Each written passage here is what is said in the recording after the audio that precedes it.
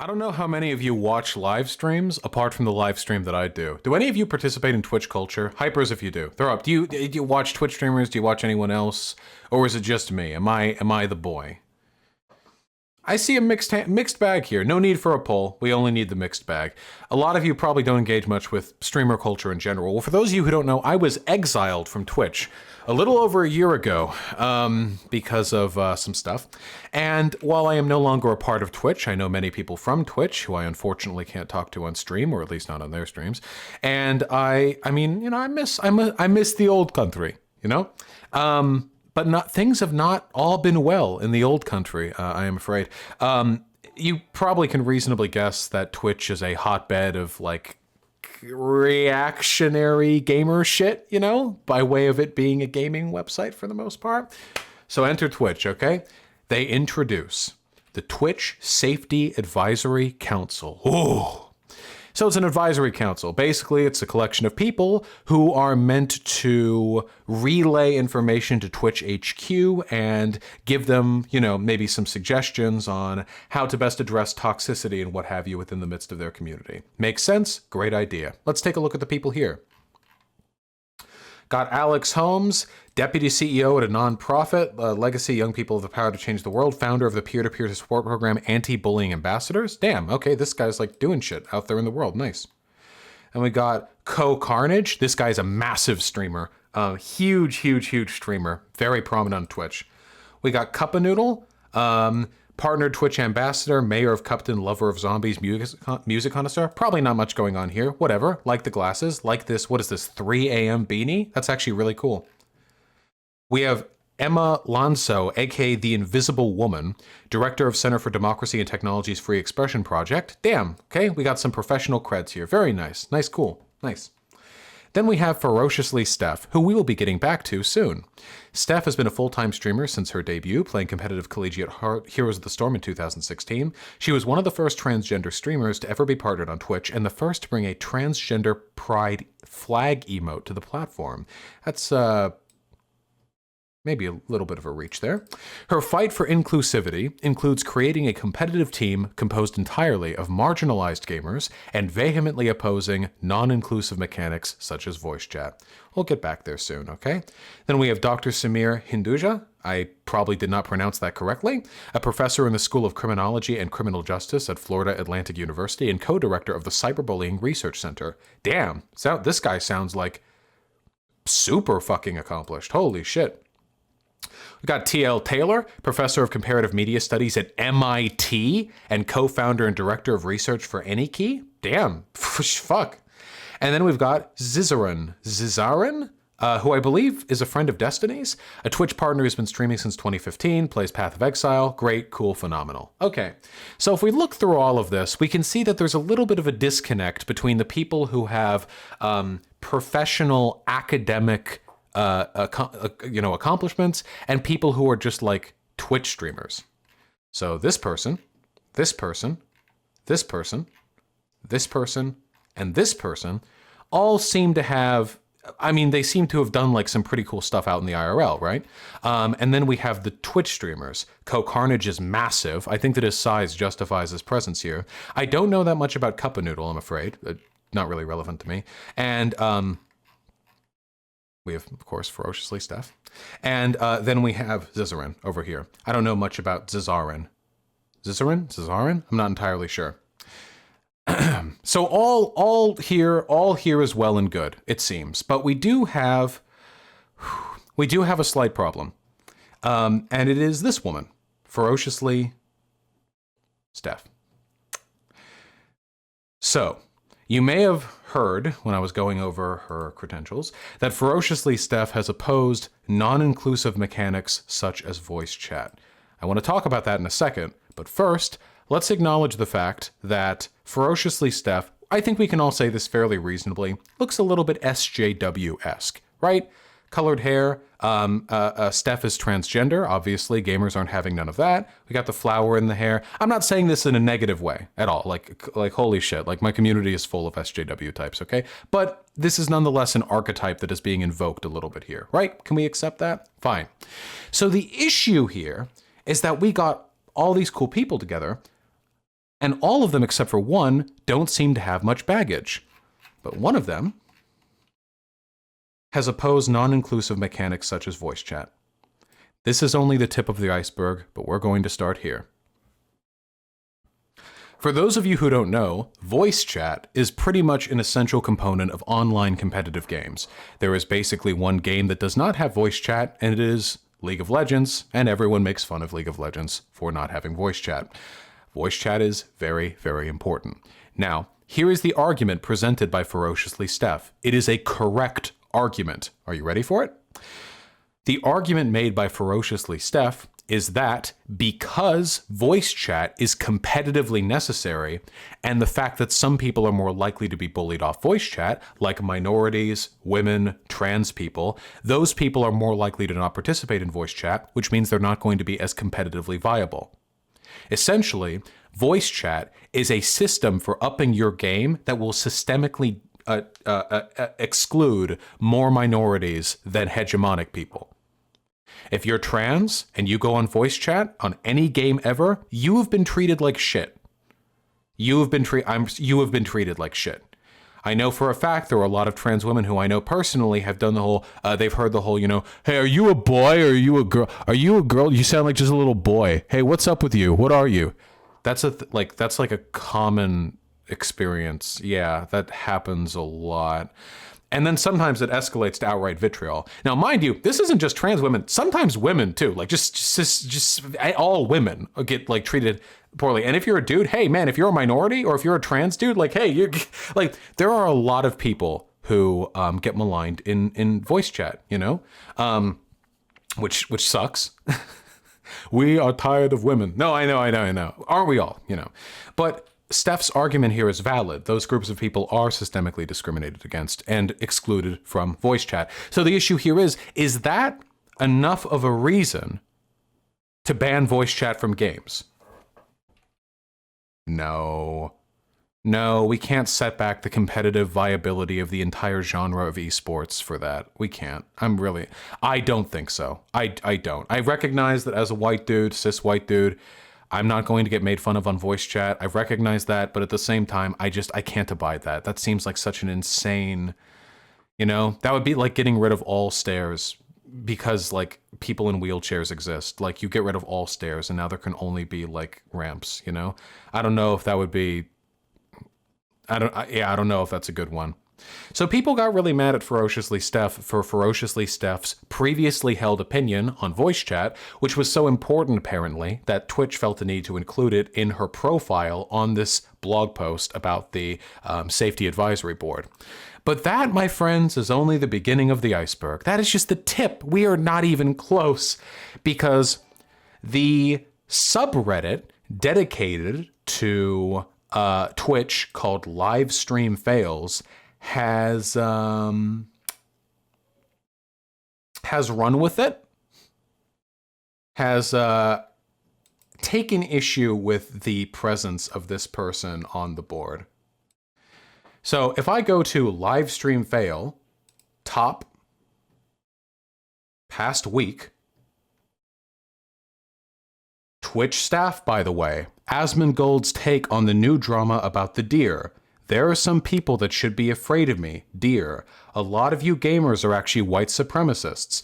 Wubby goes off on Twitch over deer. Knut being honest about Ferociously Steph. Oh, and then we've got a non-deer related one. Ferociously Steph assaults soda poppin'. Non-deer one. Twitch ambassador, by the way. I don't actually know if that one's about the deer or not. Whew. All the top posts from the past week have been about this one girl.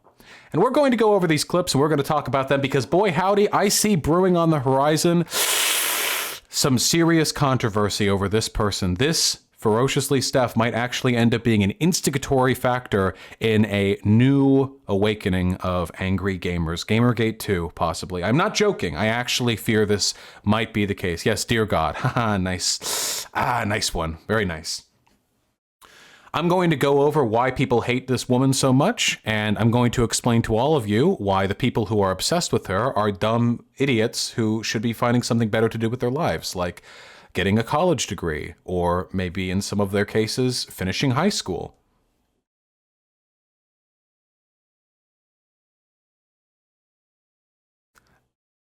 Massive content warning to everyone right now. Start and come back to here, maybe. Nice and soft. Round to the back of the head. Maybe down a little bit. What's nice about forest creatures is that they'll sort of give you feedback on your scritches. And they're pretty sensitive to scritches. So scritches in different areas get different reactions from forest creatures. You can get.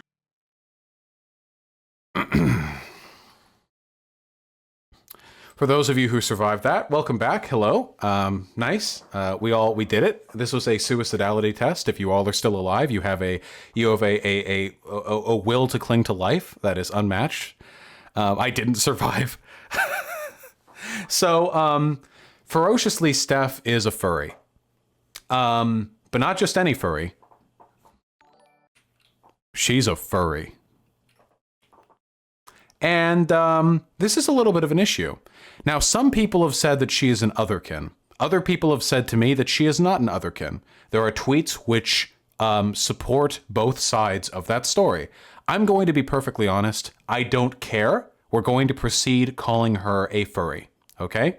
That is what we are going to call her. So what you just watched was maybe the cringiest thing on the internet. I would say very, very possibly. There's a decent likelihood that is the cringiest clip on the internet. Really sorry you guys had to see it on this channel. I'm really sorry. So, Twitch staff, by the way.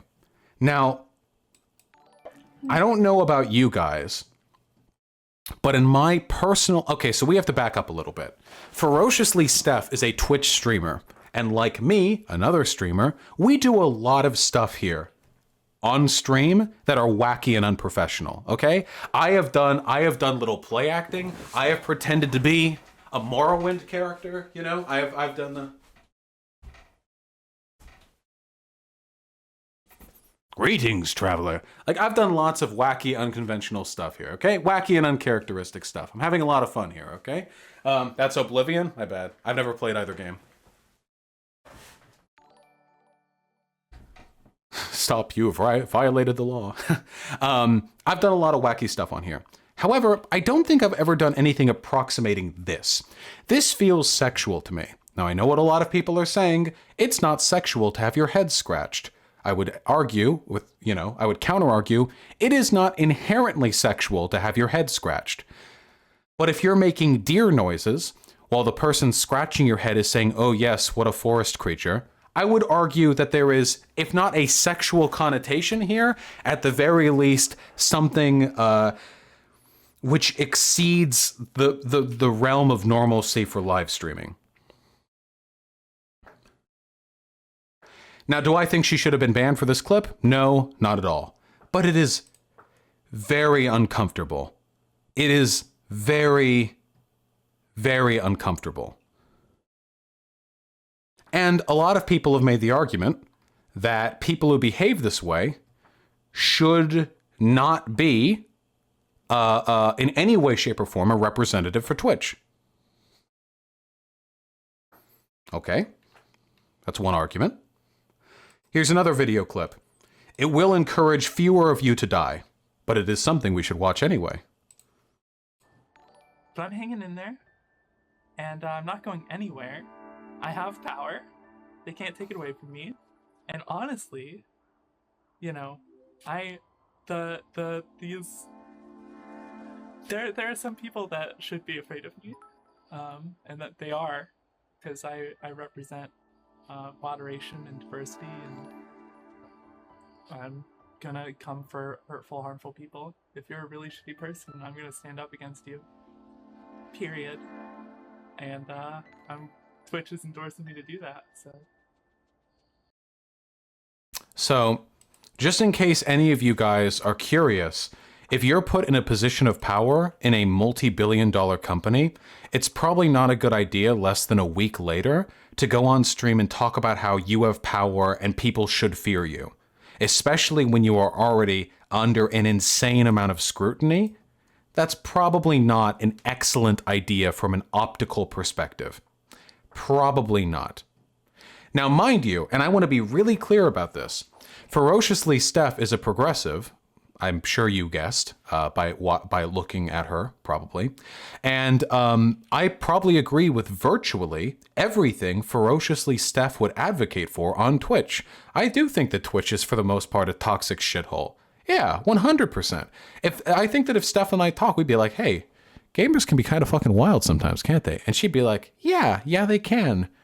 Nya. That's a deer noise. And then I would say, we should do something to reduce problematic toxicity on Twitch. And she would say, brr, brr, brr, brr, or something to that effect. But we would agree.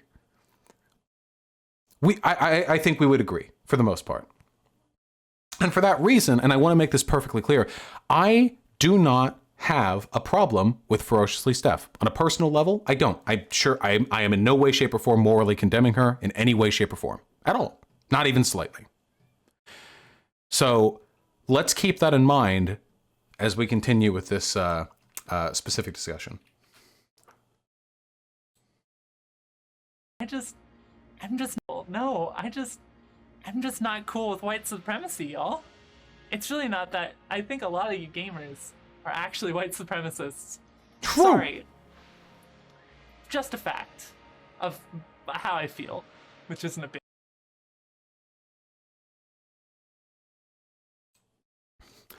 Do you guys remember how just a few days ago I had a conversation on stream about how certain types of behavior are appropriate in some contexts, but not in other contexts with regards to Joshua for Congress? How it's okay for me to say, yeah, dude, abolish the CIA, fuck it. But if I was a congressperson, you probably wouldn't want me to go up there in the halls of Congress and say, abolish the CIA, dude, yeah, fuck it.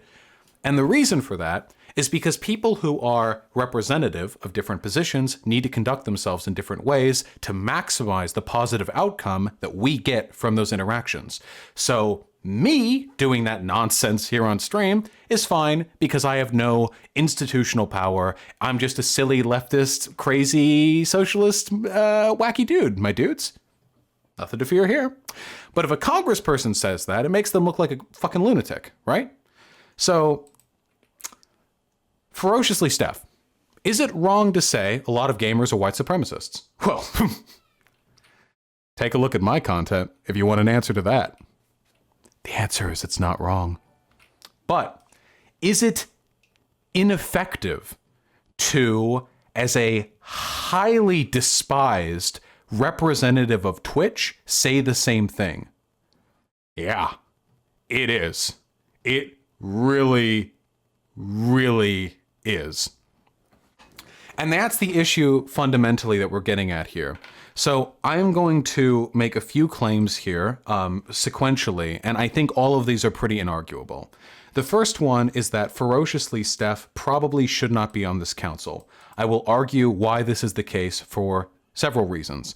First of all, she does not seem to be particularly professional. From the weird head scratch stuff here to the I guess kind of juvenile behavior, like the like Deergirl kind of thing. I just don't get the impression that the way that she conducts herself is really like very productive in that respect. So that's one issue. The second issue is that she does not seem to have much self-control, because anybody in a position of prominence should be making incredibly reasoned statements. Very calm, very collected statements. A proper way of phrasing both of these things would be, here, I can rephrase both of these ones. The first one, where she says there are some people should be afraid of me, here's what she actually sort of said. Watch this. I understand there are some people who are worried about my presence on the council, but you shouldn't be, I don't think, because I'm only really concerned with mitigating toxicity. If you're on this platform to hurt or bully other people, then maybe you should be a little worried, but only because, frankly, I think that that type of behavior is unacceptable. But at the end of the day, I'm always of Twitch. I'm not above anyone else on Twitch. That could be the first one.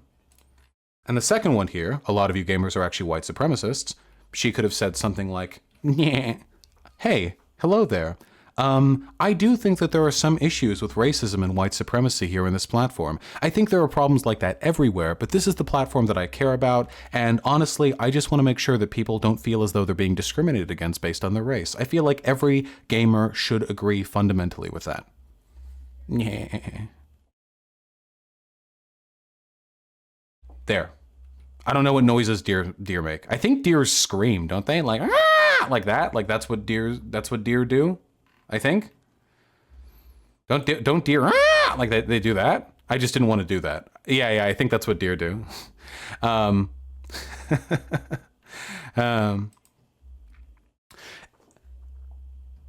She should not be on there.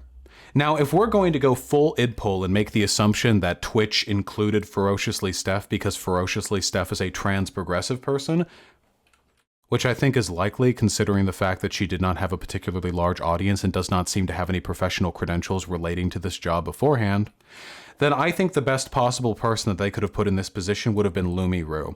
This is my bias speaking, as Lumi is a friend of mine and I value their content very much, but Lumi is a very disciplined, professional, gender non-conforming person who I think would have done an excellent job representing this position. Now, this is making the assumption that we're going full idpol here. You know, like, oh, we need a trans person in this slot. I think it's a little bit condescending to look at it that way, but if we are looking at it that way, I would choose Lumi. The main issue is, at this point, there's no way for Twitch to back out. Twitch can't fire, or I guess let go of Ferociously Steph, because if Twitch does do that, it's going to be blown up in the larger media as trans woman put on safety council, removed by Twitch after toxic fan backlash, which would be optics poison for Twitch. The thing that I would hope for more than anything else would be that Ferociously Steph, unfortunately, after all the harassment she's received, would step down from her position, simply saying she didn't feel she was the right pick for the job. If she did that, it would be sad because she would be bullied off that position, but it might also be the most amicable resolution to that problem possible. There are no good routes from here on out. There are only bad paths forward. Some paths are worse than others. Because as long as she is in this position, she is a magnet for hate. An absolute magnet. An absolute fucking magnet. Pay Money Wubby and Critical have already begun making videos that have gotten let's see. Deer. Yeah, here we go. If you YouTube search Deer, you get her, not Deer. That's pretty crazy, huh? How do you spell critical? Is it like that? Is that how we do it? Twitch Safety Council controversy, nearly 1 million views. Oh, yes. How about we take a look at our favorite cowardly friend over here?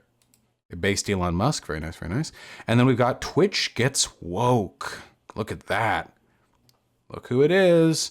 If you want to go, you can find literally hundreds of videos on her right now, one of which I am about to make. I'm currently making that video. Critical's take was okay. Critical seemed to me like a far more reasonable person than many of the other types. So Critical actually said a good thing. That's actually really good to hear. I'm actually really, really happy about that. Okay, I'll check the video out later, but if that's the case, I'm actually very happy about that. At the end of the day, this is a fact. We all share a collective interest in making Twitch, making gaming, making the internet, making everything more progressive, more reasonable, less harmful, less bigoted. We all care about that. Ferociously Steph does too. But if we are to do that, we should engage in those efforts without forming any incendiary beacons that gamer hate can be organized around. That is really, really important. That is very, very important. For example, and this is an example that I gave yesterday on stream. Do I want to give the example I gave yesterday on stream because it was an exceedingly edgy example? Fuck it. Okay, so follow through with me here on this one, okay? Let's say we have a school that has a racism issue. It's a high school, it's in the inner city, black folk, white folk there, a lot of tension between them, you know. And what the school is going to do is they're going to appoint an anti-racism resource counselor. to try and like mitigate the racial tensions in that school. And so what they do is they hire Tyrone Big Dick. And Tyrone Big Dick is a black man who wears pants down low and has grills and what have you.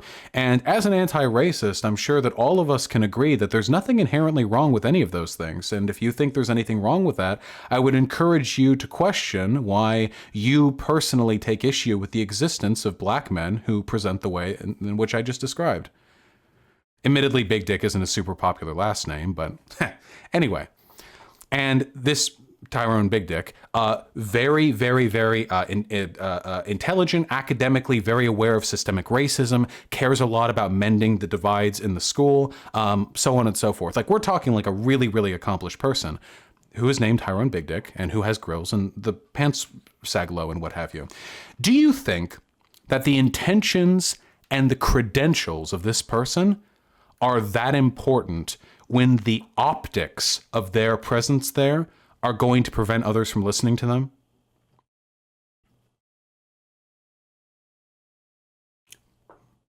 I was waiting for a chat answer, but I guess I'll just go on right ahead. My argument would be no. My argument would be no. Because even if Tyrone Big Dick is a super fucking on-the-ball cool dude. Oh, Tyrone's Big Dick is actually slightly smaller than average, but he knows that you guys wouldn't be bothered by that. Tyrone Big Dick, even though he's a very, very accomplished and intelligent person, unfortunately, because of the way he presents, the way that he appears, people are not going to listen to him. The racist white kids in that school probably aren't really going to give a fuck about what he has to say because they meet all his expectations of the type of person we shouldn't care about. And that's what Ferociously Steph is to Twitch. Ferociously Steph is constitutionally incapable of doing positive change on the platform because she meets every single stereotype that gamers have about this type of person, or at least many of those stereotypes. And for that reason, it is virtually impossible for her to affect change in any positive manner. Steph isn't a political actor. She's just giving advice to Twitch. She's not starting some movement. Yes, except now that Steph is on this council, it's very likely that people are going to ubiquitously oppose any decisions they feel were made by this council or informed by this council because they're going to assume it's all crazy SJW stuff, even though many of the people on this council are extremely academically accomplished and intelligent. They were going to oppose them anyway. Fuck them. No, you can't. No, you can't. That's just delusional. No, optics exist for a reason. Optics are a thing that exist. Do you seriously think that if Steph wasn't on this platform, that livestream fail wouldn't look like this right now? You should be able to act stereotypical if you want. All right, I'm getting frustrated now. Yes, in an ideal world, absolutely, you should be able to act stereotypically if you want. But if we're talking about optical presentation and the ability to effectively make change, pragmatism is important. This is very obvious. Walk up to a black guy who's trying to make his way in the business world and say, hey, dude, you don't have to talk like that or wear a suit. Well, you can dress however you want. I saw this picture of you when you were 13. You used to wear your pants down low. You can do that here. Like, come on, dude. No. Everyone recognizes this. This is why code switching exists, because if you want to be effective in a more institutional or a more business-oriented environment, you need to kowtow to certain standards of professionalism. You're arguing for capitulating to reactionary prejudices. You guys are actually like what Contra has a problem with. We're not blaming Steph for being who she is. We're saying that Steph, because of who she is not capable of affecting positive change. And I care more about purging Twitch of toxicity than I do letting one immature fucking trans girl have a run of like their advisory council, even if it prevents them from doing any good. It's actually insane to me that any of you could think any differently. That's actually like incredible. It's actually insane to me. Like you'd think that what I'm saying right now is in any way acquiescing to reactionaries. No, it's just a matter of how presentable can you make yourself. Now, mind you, Ferociously Steph can be whoever the fuck she wants to be on her stream. That's great. I don't give a fuck if she's... I'll admit the deer head scratching shit does make me uncomfortable, but my discomfort isn't an argument logically. If this is what she wants to do, okay, cool. She seems to have a nice setup here. This is cute. No. Look, she's got like a green screen. Look, like there's the little escape the gungeon thing over there. It's like really cool. Like, great. I sincerely want her to be able to exist on this platform free of harassment. But hey, as long as there's toxicity on Twitch, she won't be able to. And we can't get rid of that toxicity unless we engage in effective strategies of mitigating the toxicity on that platform. Lumi is a very respectable and professional person. I think Lumi would do a good job. I don't know if that's a position Lumi would want to take, but that's something that I sincerely believe. So, here's what we should do. Final roll call, baby. Let's wrap it up. Ferociously Steph is an immature, silly, cringy person, and I think that's beautiful. I think she should be able to live whatever life she wants. Godspeed. That's the sign of a free society right there, baby, okay? That's the sign of a free society. Will you judge the freedom of a country not by how it treats its best citizens, but by how it treats its cringiest. That is the measure of a good country right there. And this here, the country of Twitch.tv, that is the world that I want to live in, okay? We need to treat our cringiest members with deep and abiding respect all the time. But she's not a good fit for the position, and she's clearly not capable of managing this kind of public responsibility, this kind of optics, this kind of public condemnation. So I don't think she should be there. I don't know the best way forward to make that the case, but I don't think she should be there. Again, not a personal condemnation of her, but it is something that should probably be done. However, the most resolute criticism that I have, as a matter of fact, is not of Ferociously Steph or of Twitch for putting Ferociously Steph there, even though they probably knew she wouldn't be able to handle the public scrutiny, are the Gamer Bros. We can just keep them on scroll here for a little bit. You can read the comments yourself if you want. Here, wait, let's slow the scroll. There we go. We'll slow the scroll. There we go. The Gamer Bros. My friends, the Gamer Bros.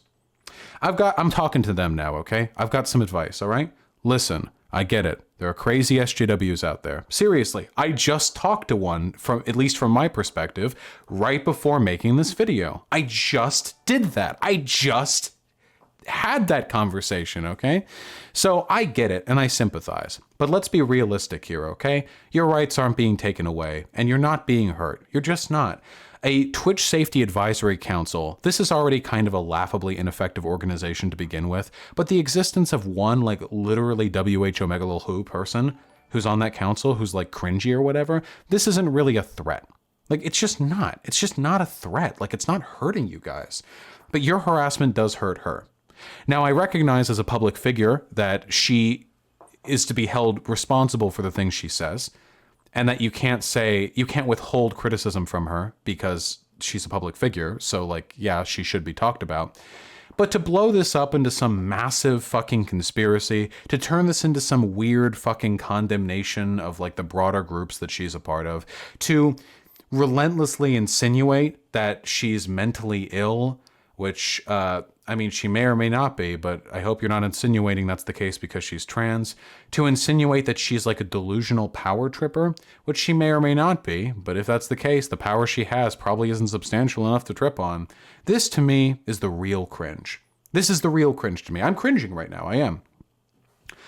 If you care about gaming, you should be able to care about everyone participating in gaming. You should be able to care about every person, men, women, cis, trans, everyone, to be able to participate in this hobby. I've been a gamer my entire life. I am, as much as the term is cringy, I am a gamer. I mean, I am. I play a fuck ton of video games. I'm playing them right now, baby. Chat can't see what I'm doing with my hands. I'm playing Total War in the background. I've got more monitors they don't even know about. I'm very powerful gamer. But if you care about this hobby, I mean, if you really care about it, you should be able to want everyone to participate in it. And not just participate in it, to keep people from being discriminated against within it. Right now, a lot of women don't really play games. Doesn't that suck? A lot of them play little pissy mobile games, but are they playing like hardcore shit you're playing? Probably not. Do you know why? Because for the past 30 years, the gaming industry has been catering pretty much exclusively to men. Overwatch has a lot of women that play it, but like CS:GO, I mean there are some, yeah, but like if we're just looking at the stats, man, this is a male-dominated hobby. And that sucks because I love female people. I love that. I love female people. Okay? I want them to share my hobbies. It made me so sad back in middle and high school when I thought there were cute girls, but we didn't have anything in common. Doesn't that suck? Don't you want to be able to play games with your epic big titty waifu who gets headshots with Widowmaker and then swaps to like Zarya and lands the perfect graviton vortex field or some shit? I don't know what the names of the abilities are. Don't you want that? Don't you want that? I want that. Well, I've already got a girlfriend, but I do want that. So if you want that too, you should work to make the gaming space more inclusive. That means not harassing people over voice chat, and it means calling out people who do harass others over voice chat. You don't have to treat this like some big white knighting thing. It's just like easy. Like, hey guys, why the fuck are you being weird about the girl? Like, it's not white knight. It's just like being reasonable. It's just like doing a nice thing. If you saw like some younger kids getting picked on by adults and you were like, hey, Shu, would you think you're like white knighting for the kids? It's just the right thing to do. Help women out when they're in those positions. Trans people too? Maybe you don't want to date a trans person, that's fine. But don't you think it'd be nice if they could just play their fucking games without getting harassed? That'd probably be nice. I think that would make them happy. You know, I mean, I'm assuming. Whoa! Sorry. I moved my mouse. I'm assuming. What about people of color? Like black people? I mean, you can't tell a person's black or whatever while playing a game with them. But sometimes, like black folk, you know, like AAVE, they like talk a certain way sometimes. Don't you want them to be able to play? I mean, I should hope so. I'm not trying to be preachy here, but if you care about that stuff, if you care about the integrity of the hobby, which I do, I really genuinely do, then we should all be able to unite around a shared interest in making this hobby accessible to as many people as possible. That doesn't mean getting rid of voice chat, but that does mean all of us taking a little bit of responsibility for taking care of all the fucking weird-ass fucking sexism. Hey, if you've ever run duos with a girl, anytime you fucking boot up voice chat and she says something, everyone's got a fucking joke. Everyone's got a fucking joke, dude. Everyone. Girl? Is that a girl? Girl? Oh, wow. Go back and make me a sandwich. Wow, is that a little girl over there? Huh, is that a girl? Every time. Every fucking time I want to put fucking bullets through my skull, dude. Every single fucking time it happens. This is why girls don't get on voice chat.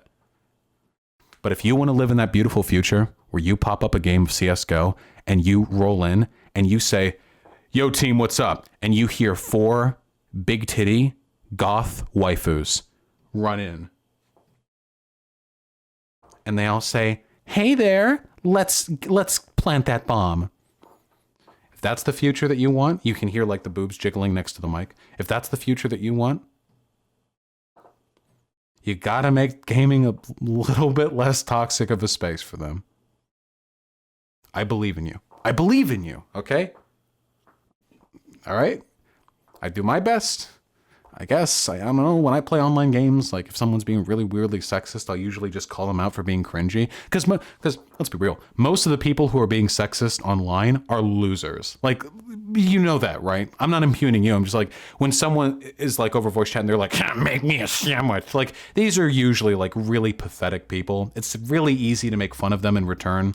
And we're doing them a favor because if we make fun of them and they're shamed into not doing that anymore, then they'll probably drop some of that toxic behavior and it'll be more likely that they'll get a girlfriend, right? Gotta wean off that behavior. There's a reason why a lot of the really sexist people online are single. Like there's an association between these two things. You know, I mean, the world's not ready to have this conversation yet, but whew, it's true. It's pretty true. So fight for that world. Fight for the big titty goth GFs, okay? Don't you want, I know you want it. I know you want it so badly, dude. I know you want to boot up a game of Arma. I know you want to boot up a game of World of Tanks. I know you want to boot up a game of, what's a hot thing? Valorant. There, that's the next one. You want to boot up a game of Valorant, okay? You want to get in there. You have your fucking teammates out there. You're all playing. There's lots of girls with you. There's boys and girls, okay? And afterwards, okay, you're playing, you're making the hot plays. I've never played Valorant, okay, you're having a good ass time. And then after you're done with it, you know, you're like, hey, that was a lot of fun. Want to re-queue? And you do. 3 of them re-queue with you, okay? 2 girls and 1 boy, all right? And you keep playing and you keep re-queuing, you have a lot of fun. One of the other people drops off, it's just you and 2 other people. And you were like, hey, That was a lot of fun. Do you guys want to share like friend codes or like friend each other, and then we can do this again tomorrow? And friendship blossoms. And not just dude friendship either, girl friendship. And if you're straight, which I imagine you are, if you relate even slightly to the things that I'm saying right now, and you like the big boobies, okay? The big jugglies, okay? The friendship with the ladies is actually step number 1 to having the sex friendship with the ladies, okay? I know I'm being highly reductive here, but the ultimate point that I'm getting at is that holy shit, having women and other minorities excluded from your like favorite hobby does you a disservice, okay? I get that I'm being highly facetious here, but holy fucking shit. Do you have any idea how toxic you make your own spaces by excluding the people who you're sexually interested in from them? That doesn't mean you have to treat every woman online like they're your next fucking girlfriend or anything like that, but goddamn, like wouldn't it be nice to at least have the possibility? Wouldn't it at least be nice to not think like, okay, time to boot up CSGO. I wonder what fucking 14-year-old Russian kids I'm going to be paired with this time. I don't know. Maybe it's just me. And hey, you know what? If you're a dude and you're gay,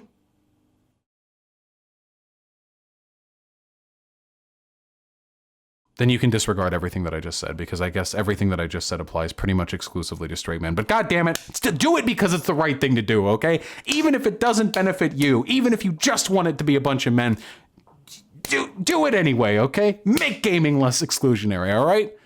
Keep the voice chat, but ditch the sexism or whatever, and transphobia and racism, blah, blah. Okay? I believe you guys. I believe you. If the gay men, you can be sexist towards women if you want, but only if you do so identifying that you're gay, so people can be homophobic to you. That's the mutually assured destruction. Okay, that's like we have missiles on both sides. Okay, so that way, anytime people are sexist online, we can be like, all right, homo. No, that's not good, but that's what you're doing to other people. Okay, so that's fair. That's reciprocal. Yeah, okay, that's mutually assured destruction right there.